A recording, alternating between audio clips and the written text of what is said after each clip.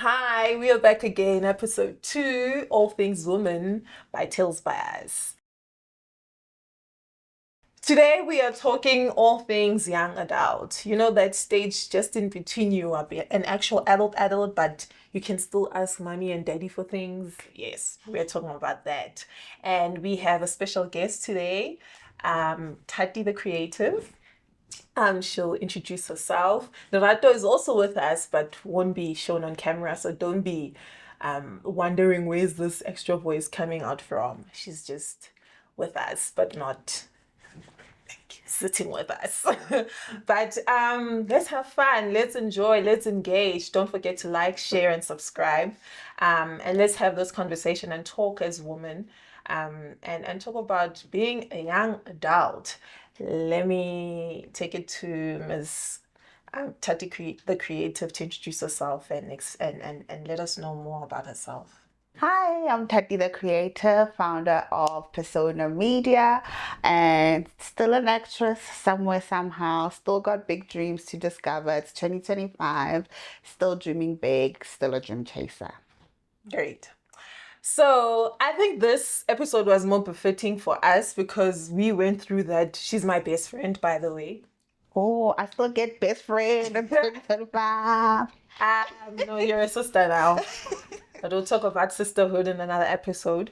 But I think this made sense for us to be talking together because we actually experienced that stage in our lives together. Like, we went through it. She's even breathing here because, hey. Yeah, we actually left home and we entered into varsity, TUT. And yeah, life happened. So, I'll start off by saying, how was it leaving home? Leaving home and starting to take on more responsibilities, like Yeah. taking yourself to school, no mama making lunch for you and saying 30 days lunch for you, or just you being more independent than you were um, compared to high school. How was Yeah. it, the transition? Okay. So I can say this. I would actually like to take it just before we got into tertiary because I think this is important, especially right now with the matrix result that have just came out and all of that. That transition from high school into the next phase is quite important for me specifically, and I think I should talk about it because it wasn't an easy transition. It wasn't what we all expect when we are in matric or yeah, by the end of the year or beginning of the year when the results came out, all of us are gonna be celebrating with all of our friends because we've all been going like from step 1, step 2, step 3 all together. Now we get to this phase and now things are starting to change. Not everybody's on the same level anymore. My results, I passed, but I was not happy with. There were some issues there that I had to deal with. And then the discussion of a gap year happened. Which then to like especially black people They don't like is that the one. biggest taboo It is. on the planet. It is. Now I'm sitting at home watching all my friends go to school and I'm like, Ish. Life is passing by me. It's just happening around me. Yeah. especially if you've never failed before in your life. Yeah. And I use the word fail because that's what it felt like. Yeah. It felt like, what is this? Rejection, question mark.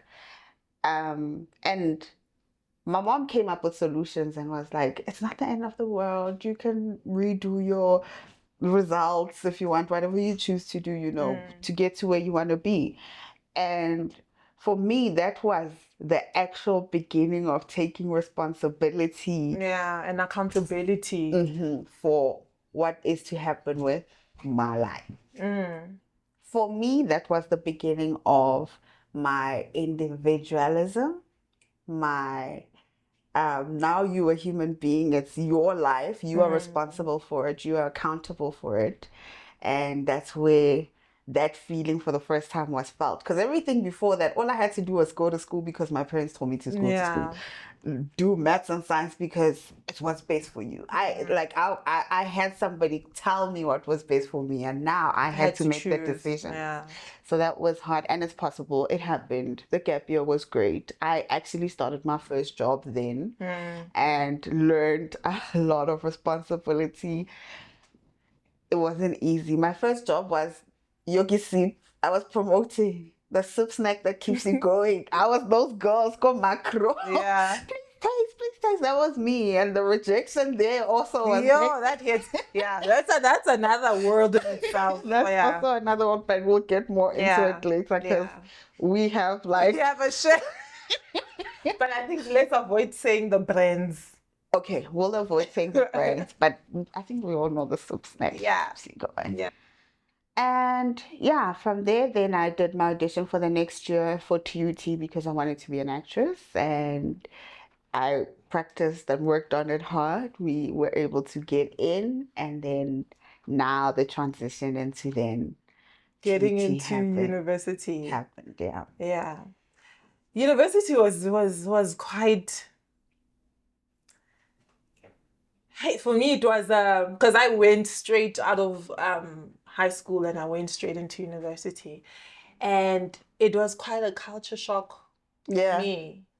You Well, know, why? because firstly I was in a different not province, man, a different city. Yes. Pretoria. I'm a Joburg girl. Oh yes, that must have been Yes, yeah. and then there's these people speaking This Setswana language. funny, and I'm like, huh?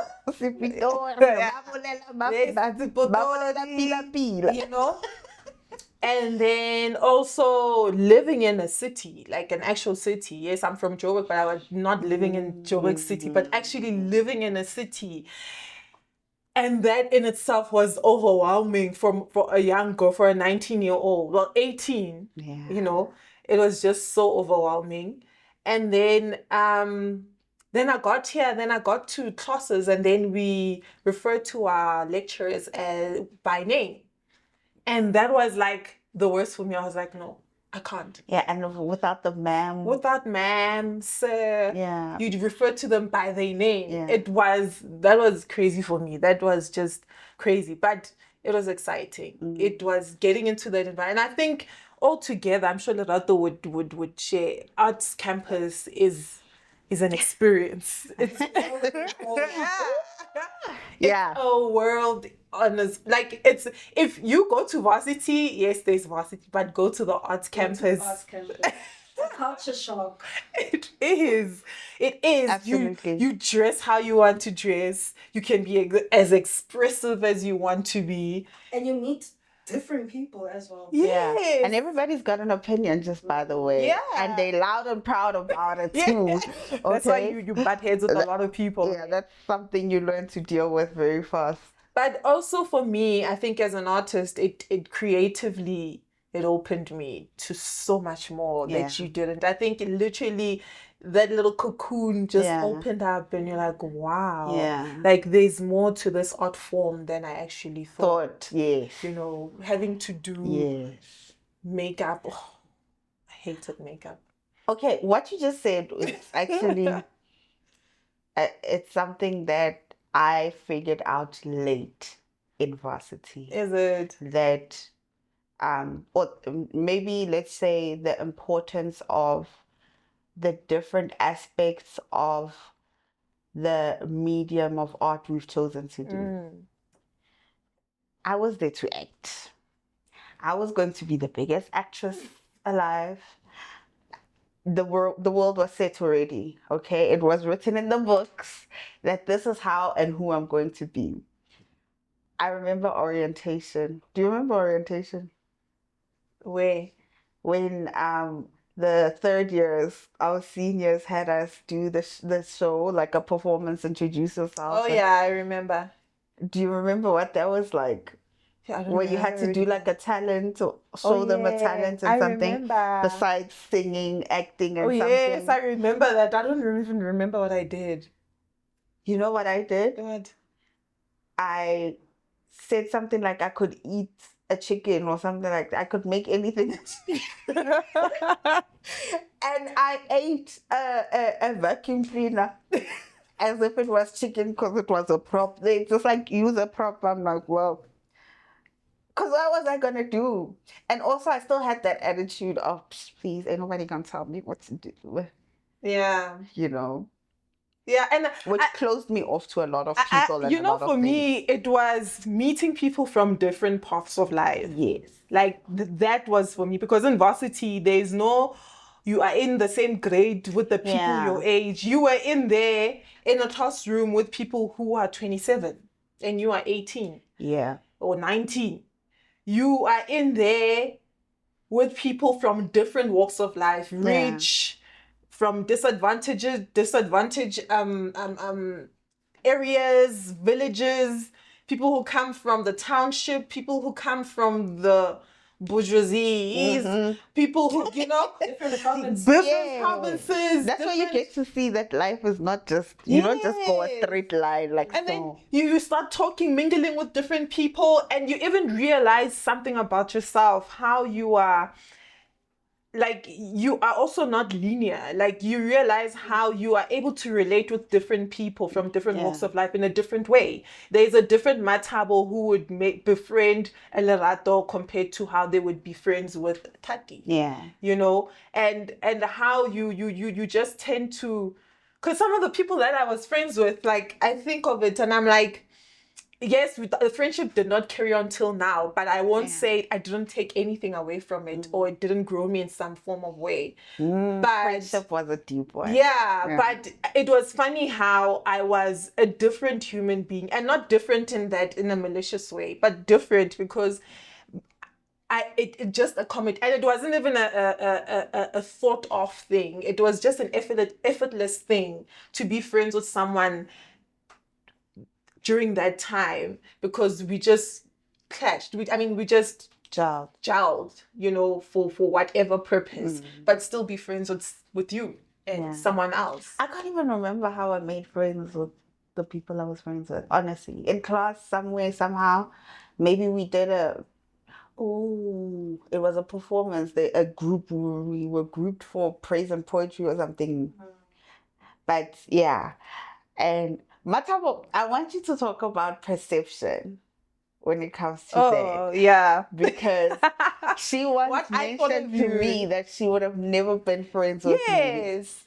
I don't think I would have been friends with you if we never found ourselves in a space where it was more intimate and we were actually all talking, because that's what made me resonate with her, because I was like, oh, okay, she's not what I think she is, you know. What did you think she was? That's the question.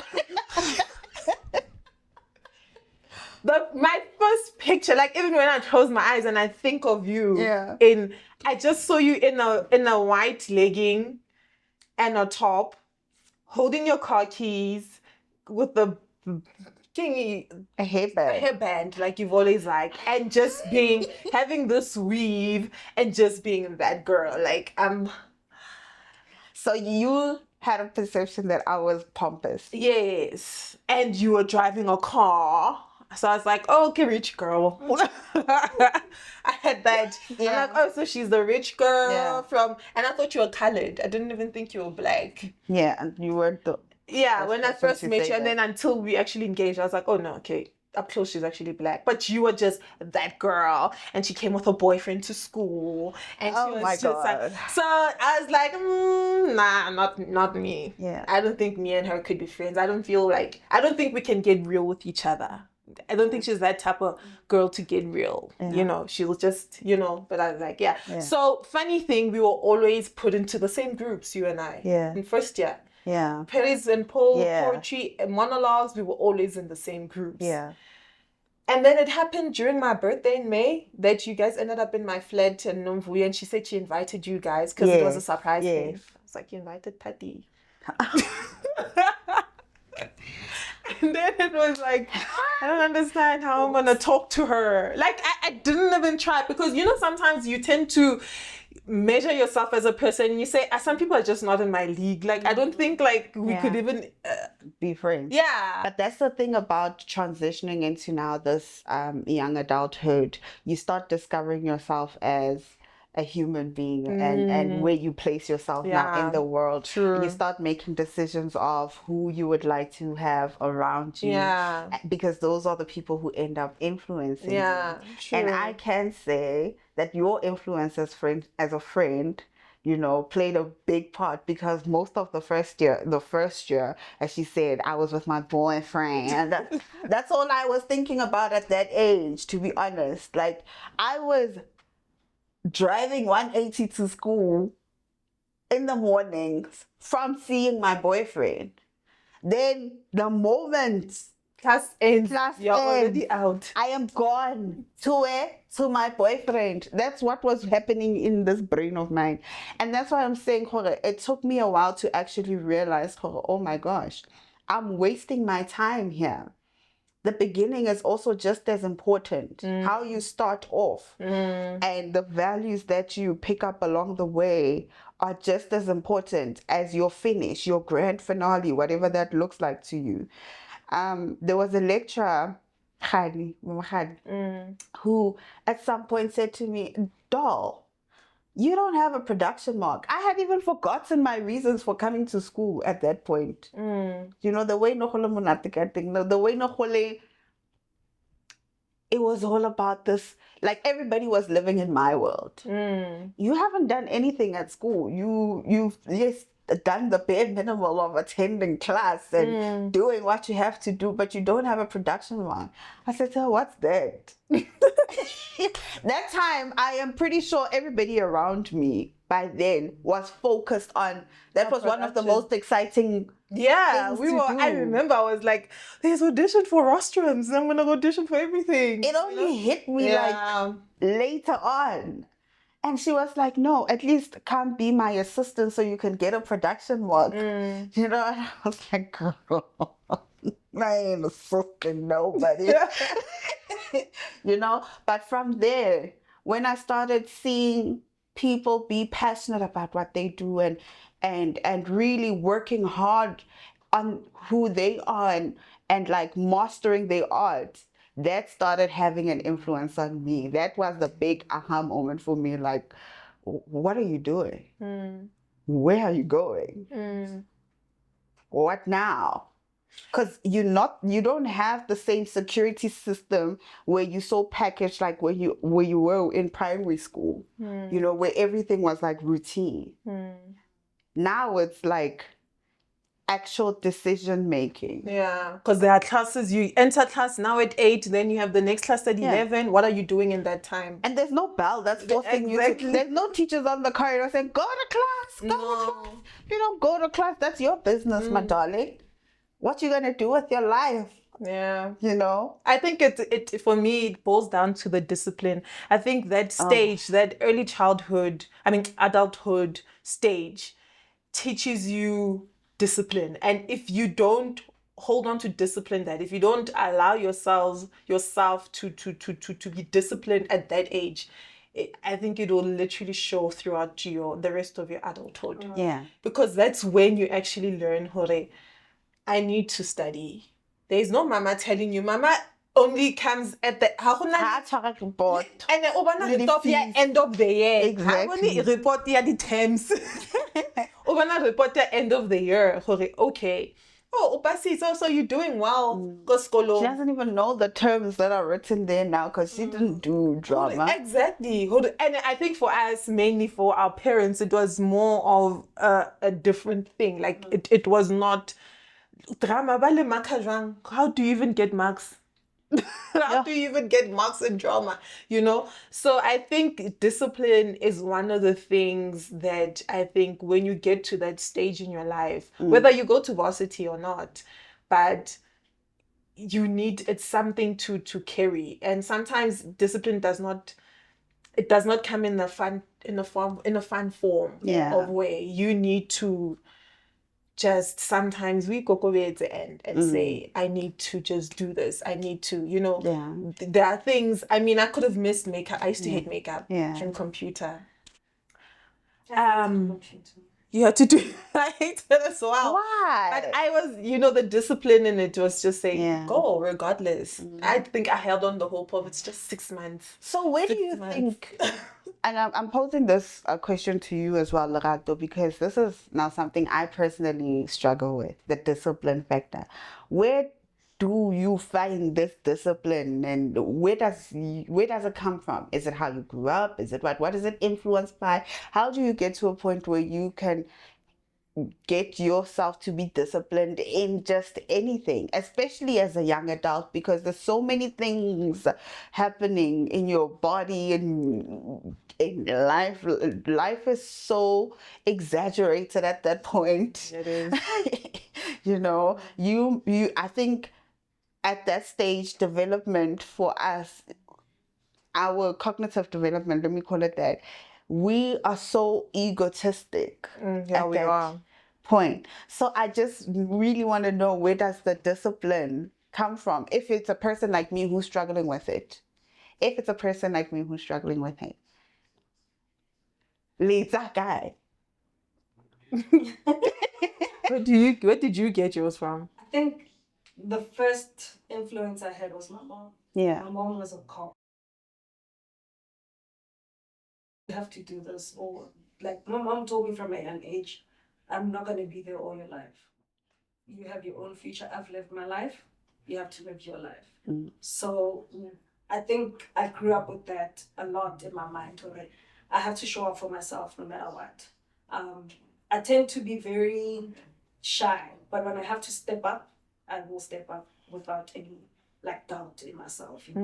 So I think I grew up with that, and I think it helped me a lot. Also, even living on my own, nobody was there to wake me up. I had to make sure I'm on time for school. I had to make sure that I had to feed myself, type of thing. So that discipline came from there, from a very young age. And also, I think my passion for acting. It's I was I'm here to study acting because I had a vision of who I want to be. Yeah, it does require, it's a very, it requires a lot of discipline. I think sometimes for me also, fear drove me to do the things I needed to do, which kind of brought in the discipline. Okay. Because my fear was going back home and I failed. Okay. And it was no, I can't. Yeah. I can't afford that. I cannot even, it cannot even, do you get what I'm saying? But the fear eventually, why I say the fear turned into discipline, because also I was doing something I loved. So, and I saw that, okay, by doing this, because I used to meet up with, and the people around me, the friends.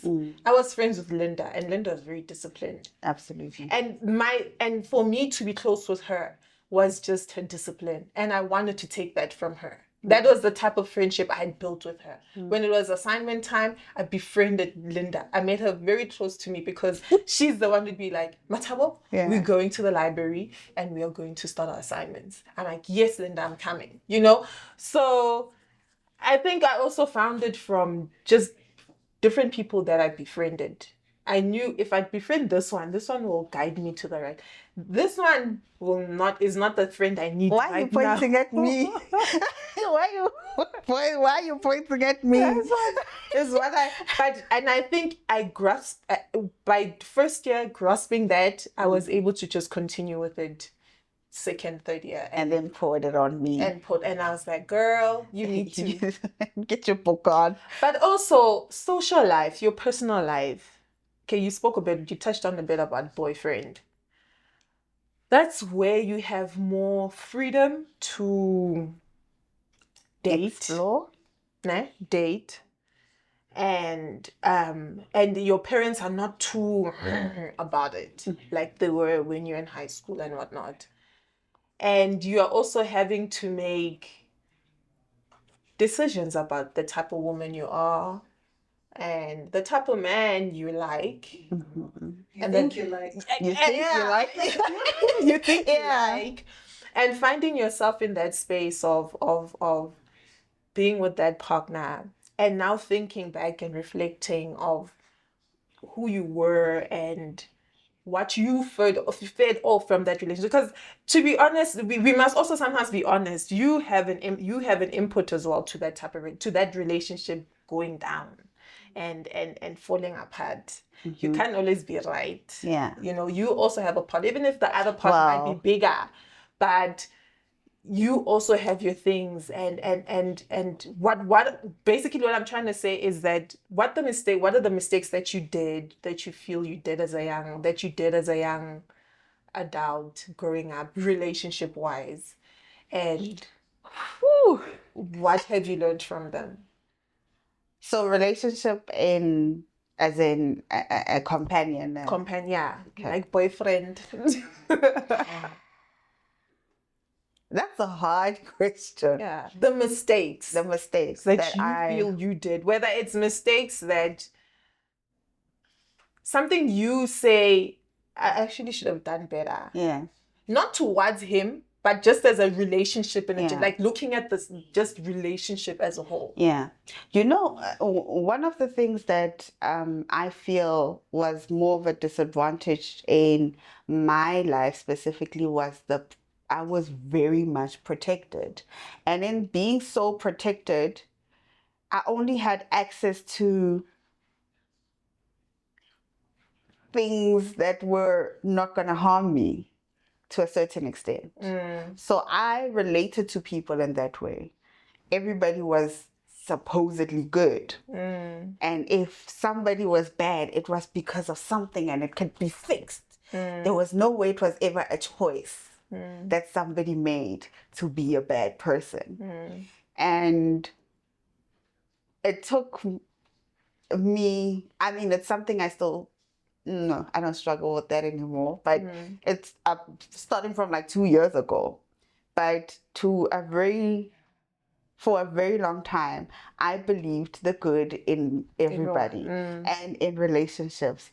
It was love, and love was this pink glitter and everything nice and love on top and all gorgeous and glamorized, you know, and every time it would be something deep and something horrible. I honestly never knew how to deal with it.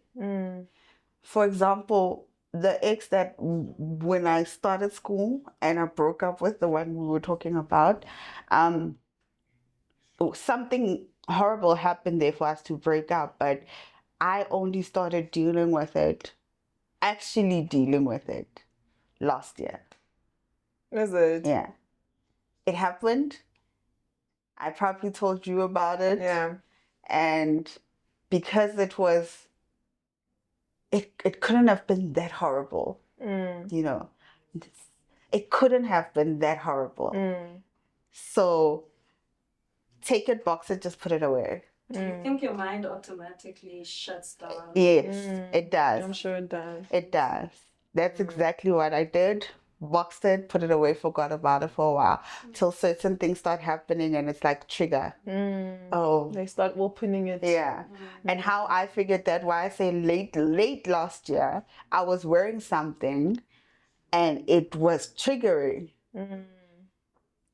And then somebody else asked me, why do you have a problem with these things? And then I remembered what happened after so many years. That was my trigger. Then I started actually, my parents still don't know about it. I lied to my mom so bad. Nobody's gonna know about that. We're still in the process with that one. The second big relationship, I would say the biggest problem, that one I can boldly say now that it was probably my fault. Reason being is I wanted the glitter. And if somebody's saying I'm not the glitter, I don't do glitter. You know, what are you talking about? Life is for the glitter. Everybody go towards the glitter. Love on top. Let's go. And somebody else was rejecting it. And for me, it was like, you don't know what you want in life. You can't reject that. And that's a perspective, or that's something that me as a human has to work on. Some people are just who they are, and they're okay with it. And you can be okay with that too. You know? You need to be okay with that. In fact, it's none of your business. Yeah. Why are you making it your problem? How did it become your problem? It's not even a problem. That's who they choose to be. This is who you choose to be. Are you compatible or not? You're not. Yeah. But at that age, making those kind of decisions, I mean, especially as a Black girl, how many conversations like we having right now were available then? Yeah. Where were you getting this kind of talk or information then, you know, besides whatever conversation you would have with your mother? I mean, my mom had a fairy tale. She married her high school sweetheart. And for me, that's always been the picture, you know, until the high school sweetheart didn't happen.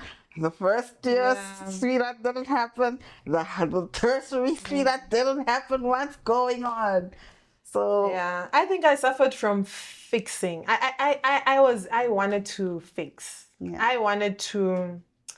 I think my problem there was I had a picture for the man I wanted in my life, and I tried to position that person to be that and fix him for that and make him that guy.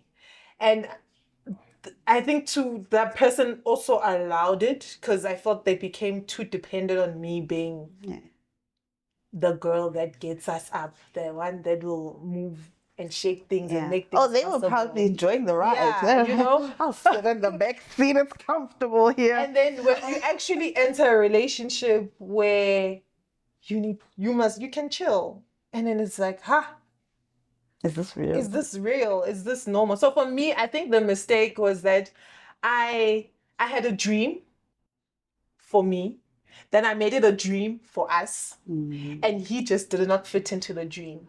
Same. It just did not fit into the dream.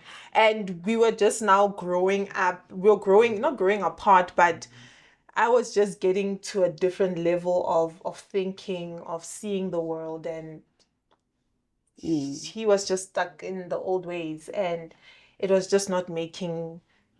Labon. It was not making sense. Expose yourself to different things. How so to Moka South Africa Marueno so fast Exactly.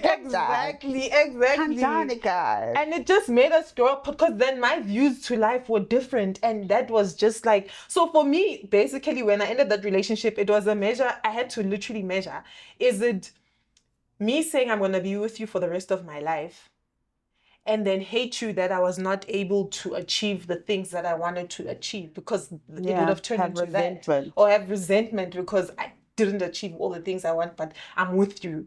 Or be away from you and be whoever I want to be, but take the sacrifice of just not being with you anymore, regardless that I love you so much. And I chose this one because I was like, it's for me. I'm going to have to live with myself. Choose for yourself. Yes. Because anytime God can take his life, what will I be left with? I'd still have me to answer to. Resentment. You know? So, yeah, it had to be me. It really had to be me. And so at that age, you knew how to choose yourself. You were able to choose yourself. How old? Third year? 20. Something. 21. Yeah, when I made that choice, I was 21. And it was the most difficult thing ever. But God, made it easy, smooth. He brought my husband into my life. That's another talk for another day. Hustling. I really want to hear Lerato's perspective on this one first. I think my biggest mistake in varsity, I had one boyfriend. And it took me a while to realize that he was actually more of a rebound than somebody that I really loved or liked. I liked him as a human being, and in the relationship, I started caring for him. I wasn't in love with him. So I stayed because I cared and I didn't want to hurt his feelings. But it got to a point in B-Tech, and I was like, no, I need to choose me, and I need to discover. Because I can't see myself in future with this guy. Yeah. Sure. And you tend to make, when you're young, you tend to make like the craziest promises to each other. Like, I will never leave you. Me and you are like, don't be worried that I'm going to I'm not varsity. going anywhere. I'm not going anywhere. Oh, those guys in varsity mean nothing. I love you. It's me and you forever. Stop making such promises because life takes you on a journey. You are going to meet even better people than the partner that you have in some form of ways. You get what I'm saying? Yeah. And they might entice you, and I'm not saying go and be the girl about town around that age, but there's a church I used to go to, and they used to talk about dating. And when they mean dating, they didn't mean like date people and sleep with every man that you're with. Yeah. But dating and like go on dates, get to know different people, get to know your pool. And when I say get to know your pool, go on dates, like whatever fun thing you might do. I'm not saying go on dates where you are in bed with the person. Know that don't sexualize it yet. Just know, because the partner you eventually with needs to be your best friend. Yeah. They need to be like your G. Like, and that is, and that is where it needs to start from just dating and doing fun things with this person. It does not always have to, it can be multiple people. Could you be your worst self around this person and still be safe? Exactly. Yeah. Yeah.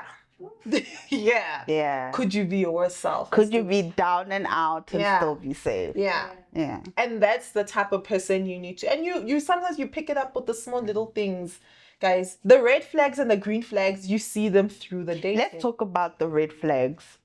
Because tell me you didn't see the red there flags. were red flags. I was ignoring them. Tell me you did not see. Like you're young and you're like, oh. What is it about young girls and red flags? You're naive. You're like, I know. It's like you saying, I think I can fix this, but you can. Yeah. So all of us are fixes. Yeah. And that's exactly where I wanted to go with this conversation is, why do young women think they are the ones to fix anything? Why do they take that when you still responsibility have upon yourself to themselves? fix? Exactly. Yeah. You are still not. have You haven't yourself figured to you fix. out. You don't. You are compromising your values to a degree that is like Beyond.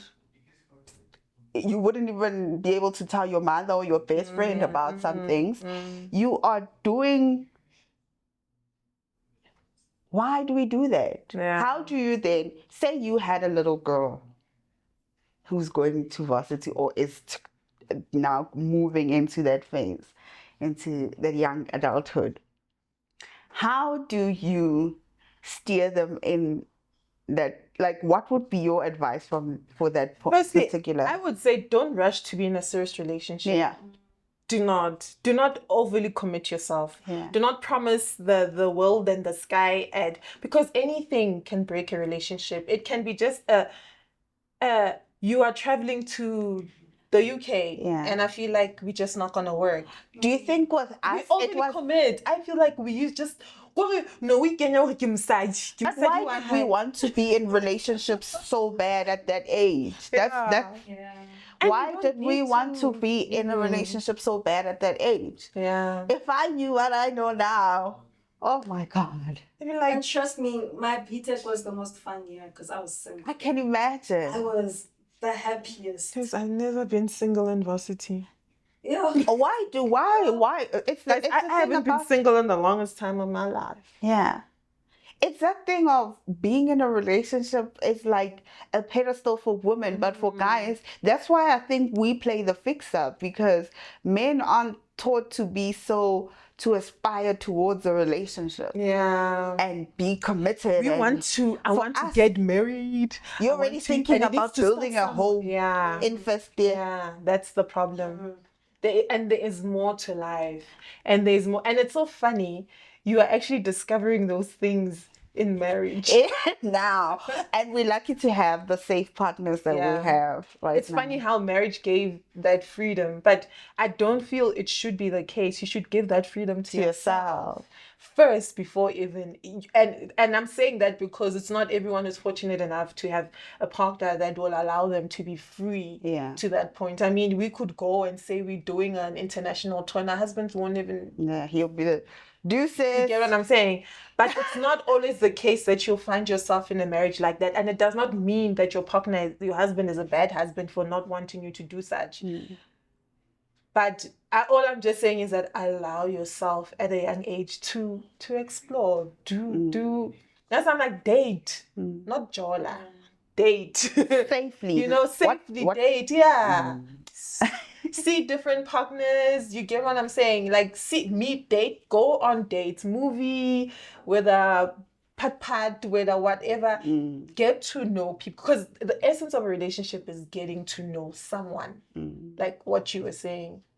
So how do you make sure young adults now are safe in the environments that they create for each other?